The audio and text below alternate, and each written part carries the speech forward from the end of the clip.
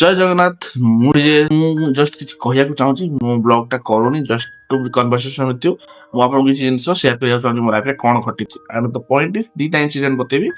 ମାନେ ଫ୍ରଷ୍ଟ୍ରେଟିଂ କାହିଁକି ଲାଗେ, that is the point, main point ମୋର ଭ୍ୟୁ, ଯୋଉଟା କି ମୋ ସହିତ ଘଟିଛି। ଆଣ୍ଡ ଦେଖ, I am A hard core ବିଲିଭର।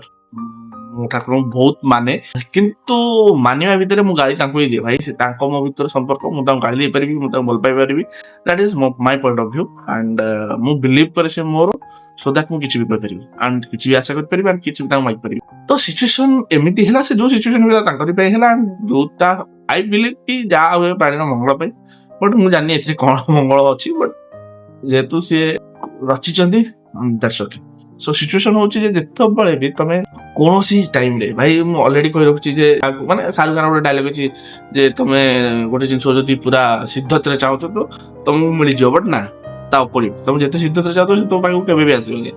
ମିଳିବ but not at a time. So କ'ଣ ସିଚୁଏସନ ହେଇଛି ନା, ଆଜ୍ ଏ ମୋ ଗାଡ଼ିରେ ଗୋଟେ ଇଏମ୍ଆଇ ଚାଲିଛି। ସୋ ଇଏମ୍ଆଇ ଚାଲିବା ଭିତରେ ବି ମୋର ଗାଡ଼ି ଖରାପ ହେଇଗଲା। ସୋ ଦ୍ୟାଟ୍ ତା ପାଇଁ ମୁଁ ଖର୍ଚ୍ଚ କଲି।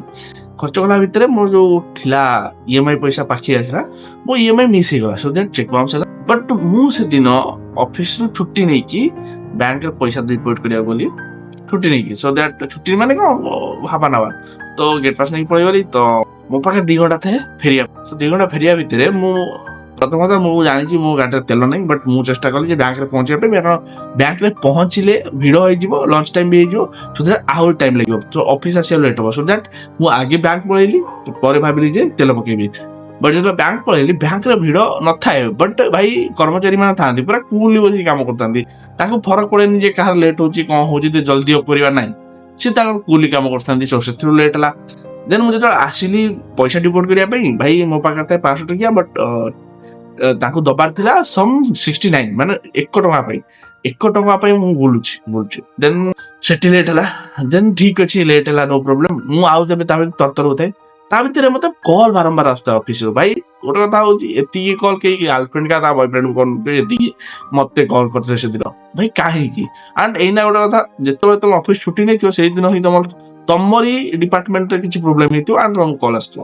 ଭାଇ ଯୋଉଦିନ ତମେ ଛୁଟି ନେଇଥିବ, ବାକି ଦିନ କିଛି ପ୍ରୋବ୍ଲେମ ନଥିବ, କିନ୍ତୁ ଯୋଉଦିନ ତମେ ଛୁଟି ନେଇଥିବ ସେଇଦିନ ହିଁ ପ୍ରୋବ୍ଲେମ ଆସିବ ଆଣ୍ଡ ପ୍ରୋବ୍ଲେମ କ୍ରିଏଟ ହିଁ ହବ। ତ ମତେ ବାରମ୍ବାର କଲ୍ କରିଥାଏ, ମୁଁ ବି ଜାଣିପାରିନଥାଏ, କାରଣ ଏପଟେ ଲାଗିଛି ଟଙ୍କାଟେ ଖୋଜିବା ପାଇଁ। ମୁଁ ମିନିମମ୍ 7-8ଟା ଦୋକାନ ଯାଇଛି, କାହା ପାଖରେ ଟଙ୍କାଟେ ନଥିଲା। ଆଣ୍ଡ ଇଭିନ୍ ନଥିଲା, ମାନେ ଏମିତି ନୁହେଁ ଯେ ସେମାନେ ଦଉନଥିଲେ, ତାଙ୍କ ଦବାର ଇଚ୍ଛା ଥିଲା, ସେ ଚେକ୍ କଲେ ତାଙ୍କ ପାଖରେ ଟଙ୍କାଟେ ନଥିଲା।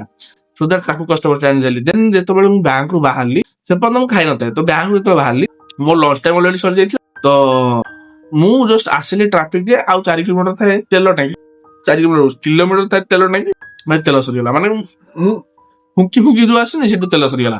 ସୋ କିଲୋମିଟର ମୁଁ କେବଳ ଗୋଡେଇ ଆସିଛି। ଭାବ, ଏକ ଅଫିସ ଟାଇମ୍ ସରିଲାଣି, ମୋ ଲଞ୍ଚ ଟାଇମ୍ ସରିଲାଣି, ମୁଁ ଆସି ପହଞ୍ଚିଲି। ତାପରେ ଜାଣିପାରିଲି ଯେ ସବୁ ଯାକ କାମ କ୍ଲିୟର ହେଇଯାଇଛି, ମାନେ ମୁଁ ଯୋଉ କଲ୍ ଯାଇଥିଲା ମୋ ପାଖକୁ, ତାର କିଛି ଭ୍ୟାଲ୍ୟୁ ନାହିଁ। ଇଏ ଗୋଟେ ଇନସିଡେଣ୍ଟ। ନେକ୍ସଟ ଇନସିଡେଣ୍ଟ ହଉଛି ଯେ ଏବେ ରିସେଣ୍ଟଲି ଆମେ ଗୋଟେ ବାହାଘରିଆ ପାଇଁ ପ୍ରିପେୟାର ହେଇଥିଲୁ। ତ ବାହାଘରକୁ ଯେହେତୁ ଯିବୁ, ତ ଆମେ କ'ଣ କରିଥିଲୁ ନା, 4ଟା ବେଳକୁ ପଳେଇ ଯିବୁ। 4ଟା ବେଳେ ଯାଇକିରି ମୁଢି କିଣି ଆଣିଲୁ ବୋଉ ପାଇଁ। ଆଣ୍ଡ ଯୋଉ ଗିଫ୍ଟ ଥିଲା, ଗିଫ୍ଟ ପ୍ୟାକିଂ କରିବା ପାଇଁ ଆମେ ଗୋଟେ ଦୋକାନରେ ଦେଇଦେଇଥିଲୁ ଯେ ଆପଣ ଗିଫ୍ଟ ପ୍ୟାକିଂ କରିଦେଇଥିବେ, ଆମେ ବାହାଘର ଗଲା ବେଳକୁ ନେଇଯିବୁ। ସୋ 4ଟା ବେଳକୁ ଅଲରେଡି କ୍ଲିୟର କରିଦେଇଛୁ।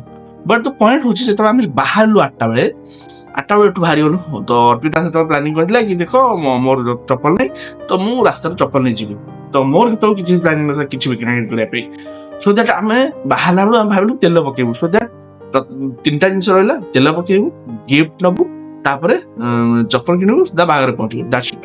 ଆମ ପାଖରେ ଆଉ କିଛି ଥିଲା। ବଟ୍ ଆମେ ଯେତେବେଳେ ଏଠୁ ଗଲୁ, ସବୁ 3ଟା ଜିନିଷ ମାଇଣ୍ଡରେ ଅଛି। ବଟ୍ ଆମେ ଏଠୁ ଗଲୁ, ତେଲ ପକେଇଲା ପରେ ସିଧା ପଳେଇଲୁ ଚପଲ ପାଇଁ। ଚପଲ କିଣି ସାରିଲା ବେଳକୁ ଅର୍ପିତା ଭାବିଲା ଗୋଟେ ଚପଲ ଦେଖିଲା, ଯୋଉଟା ହଉଛି 500 ଟଙ୍କା, ରେଟ୍ ହଉଛି 500 ଟଙ୍କା। ସୋ ସିଏ ଭାବିଲା ମୁଁ 500 ଟଙ୍କା କିଣିବିନି, 200-300 ଟଙ୍କା କିଣିବି।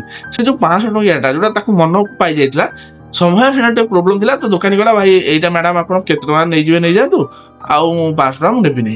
ତ ଟିକେ ତାଙ୍କୁ କ'ଣ ତାର ପ୍ରୋବ୍ଲେମ ଥିଲା। ତ ସେଟା କହିଲା, ହଉ ମୁଁ ନେଇଯିବି। ସେଠୁ ଦୋକାନୀ ହଉଛି, ଆପଣ ସତରେ ନେବେ? ମୁଁ ଭାବିନଥିଲି ଆପଣ ନେବେ ବୋଲି। ତ ଆପଣ 100 ଟଙ୍କା ନେଇଯାଆନ୍ତୁ। ଭାବନ୍ତୁ, 500 ଟଙ୍କା ଜିନିଷଟାକୁ 100 ଟଙ୍କା ସେ ନେଇ ଆସିଲା। ତ ଅର୍ପିତା କହିଲା, ଯାଉ 100 ଟଙ୍କା ବଞ୍ଚିଯିବ ନା, ବହୁତ ବଡ କଥା। ତ 400 ଟଙ୍କା ବଞ୍ଚିବା। ତ ସେ ସେଠୁ ଆସିଲା ବେଳକୁ ମୁଁ ଜାଣିଲି ଯେ ମୋ ଜୋତା ହିଁ ନାହିଁ। ମୋ ଜୋତାର ତଳ ସୋଲଟା ପୁରା ବାହାରି ଯାଇଛି। ତାପରେ ଆମେ ଯାଇକି ଆଉ ଥରେ 400 ଟଙ୍କା ଦେଇକିରି ମୋର ଜୋତା କିଣା ହେଲା 400 ଟଙ୍କା ସେପଟୁ ବଳିବାର ଥିଲା, ବଟ୍ 400 ଟଙ୍କା ନେଇ ମୋର ଖର୍ଚ୍ଚ ହେଲା। ତାଙ୍କର ଅଛି ତ ଭାଇ, ସେ ରଚିରେ। ଦେନ୍ ପଏଣ୍ଟ ହଉଛି ଆମେ ତ ଜୋତା କିଣି ସାରିଲୁ, ଆମେ ଜାଣିଲୁ ଯେ ଆମେ ଗିଫ୍ଟ ଆଣିନୁ ଏପର୍ଯ୍ୟନ୍ତ। ପୁଣି ଆମେ ଫେରିକି ଗଲୁ ଘର ପାଖକୁ, ଗିଫ୍ଟ ଧଇଲୁ, ଆସିଲୁ। ଆଉ କଣ କହିବୁ, ମାନେ ତମେ ଯେତେ ତରତର ହଉଥିବ ସେଇ ଟାଇମରେ ହିଁ ସବୁ କାମ ଗୁଡା ବିଗିଡିକି ଚାଲିଥିବ। ଦିସ୍ ଇଜ ହ୍ୱାଟ ହାପେନ୍, ମାନେ ମୋର ସହିତ ଏଇଟା ହେଇଛି। ମୁଁ ଆଉ କଣ କହିବ, that's it. So be care, ଯେତେବେଳେ ଯାଉଛ ମନେ ରଖ, ଗଲାବେଳେ ଗାଡି ପଙ୍କଚର ହେଇପାରେ, ଟ୍ରାଫିକରେ ଭିଡ ହେଇଥାଇପାରେ, ଆକ୍ସିଡେଣ୍ଟ ହେଇପାରେ, କିଛି ବି ହେଇପାରେ ଭାଇ। ଯୋଉ ବାଟରେ ଯାଉଛ ସେ ରାସ୍ତା ଖୋଳା ହେଇଥାଇପାରେ, ୟା ତ ପଳେଇ ଯାଇଛ ପୁରା ଠିକ ଅଫିସରେ ମନେ ପଡିଲା ଯେ ମୋବାଇଲ ଛାଡି ଦେଇ ଆସିଥାଇପାରେ, କିଛି ବି ହେଇପାରେ। ସୋ ଚେଷ୍ଟା କର ଟିକେ ଆଗୁଆ ବାହାରି ଯିବା ପାଇଁ। ଚାଲ ଆଜିର ବ୍ଲଗ ପାଇଁ ଏତିକି। ସୋ ଜୟ ଜଗନ୍ନାଥ।